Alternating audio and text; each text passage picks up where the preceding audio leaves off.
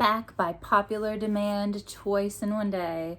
This chapter is a bit longer. It is chapter 7, Happy Hour at Hotel Deucalion. Morgan dreamed of falling into darkness, but she awoke to sunshine, a tray of fried eggs and toast, and a note. Come to my study after breakfast. 3rd floor, 2 doors down from the music salon. J.N. On the back, Jupiter had drawn a little map with arrows pointing the way. The clock on the wall said it was 1 o'clock in the afternoon, well past breakfast. Morgan thought, how long ago had he left the note? Eyeing the tray, Morgan realized she hadn't eaten since her lamb chop birthday dinner at Crow Manor. When was that? 100 years ago? She wolfed down 2 eggs, a thick piece of buttered toast, and half a cup of milky, lukewarm tea, taking in her surroundings as she ate.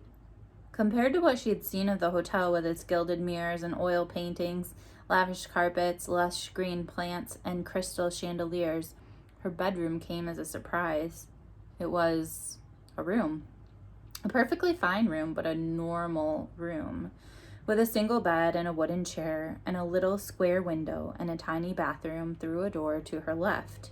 If it hadn't been for Jupiter's note on the side table and her silver-handed umbrella hooked in the headboard, waking up here, Morgan would have thought she dreamed up the Deucalion and Nevermore and the whole thing. Barely stopping to swallow her last mouthful of tea, she changed into a clean blue dress, the sole item of clothing hanging in the wardrobe, and ran all the way to Jupiter's study on the 3rd floor, following his directions. She paused to catch her breath before knocking. Come in, said Jupiter. Morgan opened the door to a small, sensible room with a fireplace and 2 worn, leather armchairs. Jupiter stood behind a wooden desk, leaning over a mess of paper and maps. He looked up, smiling broadly. Ah, there you are. Excellent. I thought I might give you a little tour. Sleep well? Yes, thanks, said Morgan. She suddenly felt shy. It was all this smiling at her that Jupiter kept doing. She thought, it wasn't natural. And your room is all right? Yes, of course, she stammered. At least it was when I left it, I swear. Jupiter looked at her for a moment. His brow knotted in confusion. Then he closed his eyes and laughed as though she'd said something achingly funny. No, I meant, do you like it? Is it right for you? Oh, Morgan felt her cheeks turn warm. Yeah, it's lovely, thank you. Jupiter had the good grace to wipe away the last of his grin. It's a bit boring, I know, but it's only just met you. You'll get acquainted, things will change. Oh, Morgan said again. She had no idea what he meant. Okay. The walls of Jupiter's study were lined with bookshelves and framed photographs, mostly of strange landscapes and people. Jupiter himself only popped up in a few of them, younger, gingerier, skinnier, less beardy, standing on the wing of a biplane in mid-flight, giving 2 thumbs up as he rode on the shoulders of a bear, dancing on the deck of a boat with a beautiful woman, and for some reason a meerkat. On his desk, the photograph in the pride of place was one of Jupiter and a boy sitting together with their feet propped up on that same desk, arms folded, grinning from ear to ear. The boy had straight white teeth, warm brown skin, and a patch over his left eye. Morgan recognized him. It was the boy she'd seen at the Eventide party, running after the dancing dragon and jumping off the rooftop at Jupiter's side. She hadn't noticed his eye patch at the party, but then he'd brushed past her in an instant and supposed her brain had been busy trying to make sense of the lizard musicians and giant cats and so on. Who's that? My nephew Jack. There he is again, see? Last year's school photo. Jupiter pointed at a group photo of boys standing in uniform rows. Across the bottom it read, The Grays Mark School for Bright Young Men, Winter of 11, Age of Southern Influence. The boys were dressed in black morning suits with white shirts and bow ties. Morgan read through the list of names beneath the photograph. It says here his name is John. John Arjuna Korpati. We call him Jack. Morgan opened her mouth to ask about the patch, but Jupiter cut her off. You'd best ask him yourself. Might have to wait until spring vacation, though. I doubt he'll be around much after the first term. I wanted you to meet him today, but I'm afraid he's gone back to school early. Isn't today a holiday? Jupiter sighed with his whole body. Not according to Jack. He's just started his 3rd year and insists that all his classmates will be back at campus over the eventide break, already studying for their first exam. They'll keep them busy over at Graysmark. Jupiter led Morgan into the hallway, shutting the study door behind them. I'm hoping you will be a bad influence on him. Shall we visit the smoking parlor? So, Jupiter rocked on his heels, hands in pockets as they waited for the elevator to arrive. Morgan. Yes? She wondered if he was going to tell her about the wondrous society at last. He looked up. Oh, just thinking about what we can do with Morgan. You know, for a nickname. Maury? Moro? No. Maz? Moza? Mozzie? The elevator doors pinged open. Jupiter ushered her inside and pressed the button for the 9th floor. Definitely not, Morgan said, bristling. I don't want a nickname. Of course you do. Everyone wants. He was interrupted by a squeal, a cracking sound, and the clearing of a throat coming from a horn-shaped amplifier mounted in the corner. Good morning, ladies, gentlemen, and Wondimals. Would the guest who left 4 alpacas and the conservatory please collect them at his or her earliest convenience? Please call category if you require assistance. Thank you. Everyone wants a nickname, Jupiter continued after the announcement. Mine, for example, is the great and honorable Captain Sir Jupiter Emeritus North Esquire. Did you make that up yourself? Bits of it. It's too long for a nickname, Morgan said. Nicknames are like Jim or Rusty. The great and honorable Captain Sir Thingy takes about a year to say. That's why everyone calls me Jupiter for short, he said. The elevator shuddered to a halt and they stepped out. You're right. Shorter is usually best. Let's see. Mog? Mog? She wrinkled her nose. Mog is a great nickname, Jupiter insisted. He rolled the word around in his mouth as they walked down the long hallway. Mog. Moggers. The Monsters. It's so versatile. Morgan made a face. It sounded like something an animal vomits up and leaves at your doorstep. What are you going to tell me about the Wondrous Society? Soon, Mog, but Morgan? I wonder if it's Moog or Mog. You'll have to tell me what you think. Should be Mog, I think. First, the grand tour. The smoking parlor wasn't a room where guests were allowed to smoke pipes and cigars, to Morgan's relief, but in fact a room that emitted great rolling clouds of colored, scented smoke that seemed to pour from the walls themselves. This afternoon it was a murky green sage smoke. To promote the art of philosophization, Jupiter told her. But a schedule on the door informed her that later that evening the smoke would change to honeysuckle for romance, and late at night to lavender to aid the sleepless. Sprawled dramatically on a love seat was a very small, very pale man dressed all in black, wrapped in a velvet cloak. His eyes were closed and thickly lined with kohl, his mouth downturned, and he had an air of Gothic tragedy about him. Morgan liked him instantly. Afternoon, Frank. Ah, Jove, said the little man, cracking open one mournful eye. There you are. I was just thinking about death. Of course you were. Jupiter sounded unimpressed. And the songs I want to sing at the Hallowmas party this year. It's almost a year away, and I said you could sing a song, singular, not songs, plural. And the scarcity of fresh towels in my room. You get fresh towels every morning, Frank.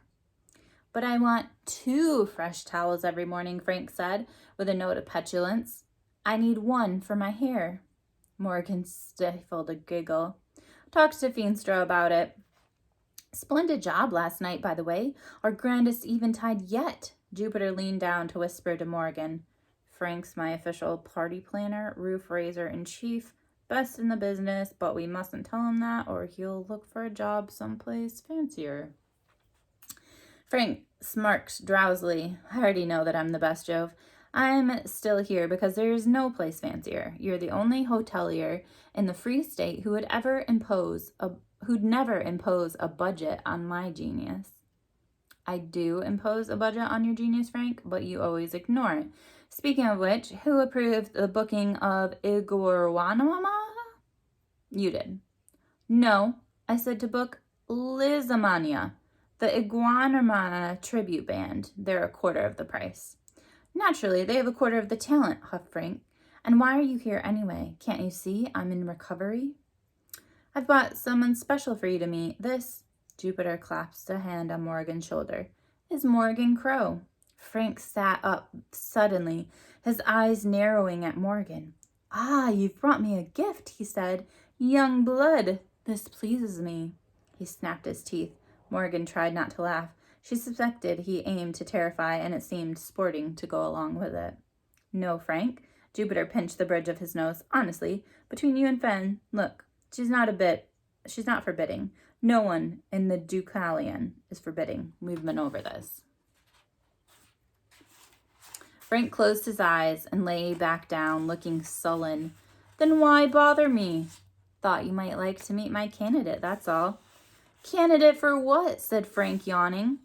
For the Wondrous Society. Frank's eyes flew open. He sat observing Morgan with renewed interest.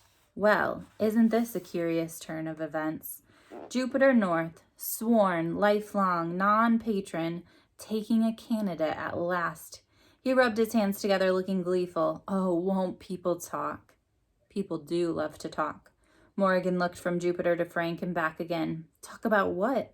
But Jupiter didn't answer. Had he really sworn never to become a patron? She couldn't help feeling pleased by that. Jupiter North, apparently beloved and admired by all, had chosen her as his first ever candidate. She wished she knew why. Frank was eyeing her suspiciously, as if he too had his doubts. Delighted, Morgan. May I ask you a question? Jupiter stepped in. No, you may not. Oh, please, Jove, just one. Just none. Morgan, what's your... You won't even get one fresh towel tomorrow if you keep this up. But I only want to know. Lie down and enjoy the sage, Frank. The walls had started rolling out fresh clouds of green smoke. Martha will be around soon with the tea cart. Frank harumphed and turned his back on them, threw himself down sulkily into the love seat. Jupiter guided Morgan through the opaque fog to the door, squeaking quietly into her ear. Frank's a bit dramatic, but he's a good egg. Only dwarf vampire and nevermore, you know. Morgan detected a note of pride in his voice. She looked back at Frank through the greenish haze, feeling slightly alarmed. Had she really just been talking to a vampire? Not very popular in the dwarf community or the vampire community, sadly, mostly on account of vampire dwarf. Frank corrected him from the other side of the room. There is a difference, you know? You might think about getting some sensitivity training if you're going to run a hotel. Mostly on account of his moodiness, I suspect. Imagine being too moody for other vampires. Jupiter finished a whisper and then called over his shoulders. They're lost, Frank. They're lost. Outside the smoking parlor, they passed Martha, the maid, pushing a cart full of tea things and delicious-looking treats. With a wink, she slipped a pink iced cake into Morgan's hand as she went by, and Jupiter made a great show of pretending not to notice. Morgan had just taken a large, heavenly mouthful when a young man in a driver's cap and uniform burst through the elevator doors. He had dark brown skin and wide, worried eyes. Captain North, he shouted, running down the hall. Morgan froze. An unhappy effect of her curse was that she knew exactly what bad news looked like. Category sent me, sir. There's been another message from the Transportation Authority. They need you to come at once. The driver took off his cap and ran his fingers nervously along the brim. Martha abandoned her cart, dashed over to join them, looking stricken. Not another accident on the Wonderground. Another? Jupiter began, shaking his head. What do you mean, another?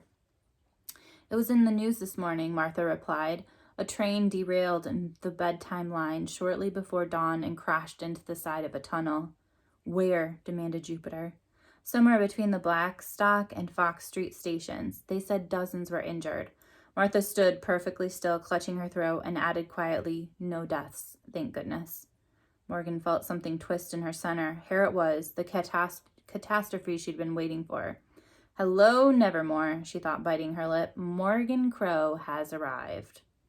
She watched Jupiter, waiting for an accusation, for him to turn on her with suspicion. But her patron only frowned. The Wonderground doesn't derail. It's never derailed. "Martha's right," said the driver. "It's all over the papers, on the radio. Some people are saying, they're saying it could be the work of—" He stopped to swallow, dropping his voice to a whisper. "Of the Wondersmith. But that's nonsense." "That's what I said, sir. But it's such a nasty accident, people are bound to think—" "Could it really be the Wondersmith?" Martha interrupted, her face draining of color. Jupiter scoffed. "Given that it's been gone for more than 100 years, Martha, I'd rather think not. Don't let the scaremongers get to you." "What's the Wondersmith?" Morgan asked. Could there be someone else to blame? Someone who wasn't her for once? She was ashamed of how her heart lifted at the thought. "Fairy tale and superstition," Jupiter told her with a resolute nod, and turned back to his driver, Charlie. "The Wonderground is self-propelling. It's self-maintaining. It's driven by wonder, for goodness sake. Wonder doesn't have accidents." Charlie lifted one shoulder, looking equally baffled. "I know. The Transportation Authority wouldn't say what you're needed for, sir. But I've sent word to the coach house to fuel a motor. We'll be ready to leave in 4 minutes. Jupiter looked dismayed. "Very well, then." He turned to Morgan while Charlie ran ahead. "Sorry about this, Mog. Rubbish timing. I didn't even get to show you the duck pond or the things in jars room." "What's the things in jars room?" "It's where I keep all my things in jars." "You were going to tell me about the Wonder Society?" "I know, I will, but it'll have to wait. Martha," he waved the young maid closer, "could you give Morgan a little tour, just the highlights?" Martha brightened. "Of course, sir. I'll take her to meet Dame Chala Kali. She's rehearsing in the music salon." She put one arm on Morgan's shoulders, giving her a friendly squeeze. "Then we'll go out to the stables and peek out on the ponies. How about that?" "Perfect," Jupiter said enthusiastically, running to where Charlie was holding the elevator doors. "Martha, you're a treasure. Mog, I'll see you later." Then the doors closed and he was gone. Morgan recognized Dame Chandra Kali at once. Not by this powerful soprano voice that was echoing in the rafters of the music salon where Martha and Morgan arrived, nor by the deep reddish-brown color of her skin, or the glossy black hair rolling down her back in thick waves, flecked with silver. It was Dame Chandra's robe she recognized. Long, flowing silk, in bright pink and orange, encrusted with tiny, glittering beadwork all over. It was almost identical in style to the purple silk gown the woman had worn in the rooftop party. Dame Chandra, Morgan realized, was the first valiant soul to have leapt from the balustrade in celebration of Morningtide. Now she stood in the center of the music salon, performing an aria for an unlikely audience. 24 fluttering bluebirds, a mother fox with her 2 babies, and several bushy-tailed red squirrels, all of whom appeared to have wandered through the open windows and were gazing at the singer in deep admiration. "Dame Chandra is a grand high soprano and Dame Commander of the Order of Woodland Whisperers," Martha whispered loudly to Morgan over the music and birdsong. Morgan spied a golden W pin, just like Jupiter's, hidden among the beadwork of her gown. "She's a member of the Wondrous Society herself, but she lives here at the Deucalion. She's performed in all the grand opera houses of the Free State, although some of them aren't very pleased with this lot turn-up. They can make a dreadful mess," she said, indicating the woodland creatures who had apparently helplessly drawn to the sound of her voice. The music ended and Martha and Morgan burst into applause. Dame Chandra took a bow and smiled warmly, shooting the wildlife out of the window. "Martha, my angel, I should have you perform all my introductions. You do it so charmingly." The maid blushed. "Dame Chandra, this is Morgan Crow. She is Jupiter's candidate." "Yes, I've heard," said Dame Chandra, turning her dazzling gaze on Morgan. "It felt like being caught in the beam from a lighthouse, like speaking to royalty. News travels fast in the Deucalion. Everybody's talking about you, Miss Crow. Is it true then, darling? You're going to take the trials? Morgan nodded and fidgeted with the hem of her dress. Standing before this remarkable woman, she felt like a street urchin. This is what a wondrous society member looks like, she thought. Beautiful and stately, like Dame Chandra. Interesting and admired, like Jupiter. What must they think of her? She wondered. Martha and Dame Chandra and Feenstra and Frank. Were they already whispering about what a terrible choice Jupiter had made? How extraordinary, the opera singer breathed. Our Jupiter, a patron at last. I'm glad to know you, Miss Morgan. For you must be truly somebody wonderful. Are you excited for your first trial, sweet girl? Yes, Morgan lied unconvincingly. Of course, you will have the wondrous welcome first. Has Jupiter arranged a fitting? Morgan looked at her blankly. What in the world was a wondrous welcome? A fitting? With his seamstress. You must have a new dress, my dear. First impressions are important. She paused. I think perhaps I'll have my own costumer see to this. Martha beamed at Morgan, wide-eyed, as this were truly the greatest honor Dame Chandra could bestow, and not a mysteriously terrifying prospect. Naturally, Jupiter gets away with his own interesting sartorial choices because he's so handsome, Dame Chandra continued. But we cannot inflict his dreadful taste on you, not for such an important event. The wondrous welcome isn't just a garden party, Miss Morgan. It is, most unfortunately, a garden full of people judging everything about you. The other candidates and patrons will be sizing you up as their competition. It's very intense. Morgan's insides were shriveling. Competition, judgment. Jupiter letter had mentioned that her entry into the society wasn't guaranteed and that she had to make it through the entrance trials. But deep down, Morgan thought about everything she'd been through to get to Nevermore. After escaping the hunt of smoke and shadow and getting past border control, and after cheating death for goodness sake, that perhaps the hard part was over. Nobody had mentioned a very intense garden party. Morgan could think of at least 12 disasters she and her curse could bring to a garden party, not even counting bumblebee stings and hay fever. Dame Chandra seemed to sense that she had hit a nerve. She affected a breezy air, waving off the topic as if it were a fly. Oh, no need to worry, darling. Just be yourself. Now, if I may ask, we're all dying to know. She leaned in, her eyes twinkling, and spoke quietly in Morgan's ear.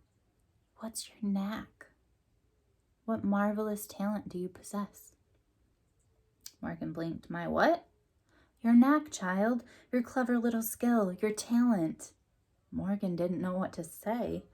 Ah, but I bet Jupiter has a dramatic reveal planned, doesn't he? Said Dame Chandra, touching a finger to her nose. Say no more, my dear. Say no more. What did she mean? Morgan asked Martha as they left the music salon and headed down a spiral staircase towards the lobby. I don't have a knack or talent or anything. Martha laughed, not unkindly. Of course you've got a knack. You're a candidate for the Wondrous Society. You're Jupiter's North's candidate. He can't bid on you unless he's sure you got one. He can't? This was news to Morgan. But I don't. You do. You just don't know what it is yet. Morgan said nothing. She thought of the night before, the wonderful moment when Jupiter had shown up at Crow Manor, the joy she'd felt at the break of dawn when he landed safely in the forecourt of the Hotel Deucalion. She believed a whole new world had opened up for her. Now she felt as if she were looking through her new life through a wall of unbreakable glass. How could she ever get into the Wondrous Society if she had to have some sort of talent? You know, he's never had a candidate before, Martha said gently. You should have by now. They're all supposed to, once they reach a certain age. And it's not as if he didn't have plenty of parents banging on his door, offering money and favors of all sorts. If he'd only chose their little darlings. You should see the sad cases we got sniffing around here come big bid day. But he's always said no. Nobody was ever special enough. She smiled brightly, reaching out to tuck a lock of hair behind Morgan's ear. Until now. There's nothing special about me, Morgan said, but it was a lie. She knew the thing that made her special. It was the same thing that made people in Jack-o'-Flax cross the street to avoid her. The thing that would have killed her on eventide if Jupiter hadn't showed up in his mechanical spider and swept her away to nevermore. The curse made her special. Was being cursed a talent? Was that why Jupiter had bid on her? Because she had a knack for ruining everything? Morgan grimaced. What a horrible thought. Captain North is a little odd, miss, but he's no fool. He sees people the way they really are. If he chose you, that means... But Morgan didn't find out what it meant, because Martha was interrupted by a deafening crash and the sound of shattering glass. A ghastly scream echoed all the way up the stairs. Martha and Morgan ran the rest of the way down to the lobby and were met by a dreadful sight. The pink sailing ship chandelier had crashed down onto the black and white checkerboard floor. Glittering rays of shattered glass and crystals sprayed across the marble. Wires dangled from the ceiling and entrails from a carcass. Guests and staff stood open-mouthed, staring at the giant mess. Martha had held up both hands to her cheeks.